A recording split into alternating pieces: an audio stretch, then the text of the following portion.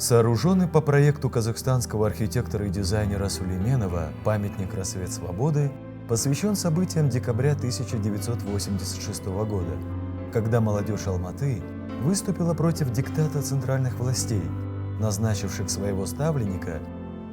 Декабрьское выступление стало предвестником событий, приведших страну к независимости.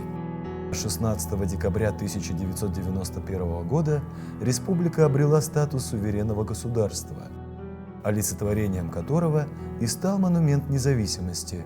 Центром композиции является вертикальная пластическая стела, имеющая высоту 28 метров.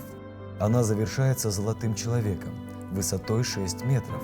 У подножия стелы на стилобате размещена скульптурная группа, состоящая из аллегорических фигур. По обеим сторонам стелы на расстоянии 18 метров подковообразно по кругу размещены 10 рельефно-скульптурных стенок.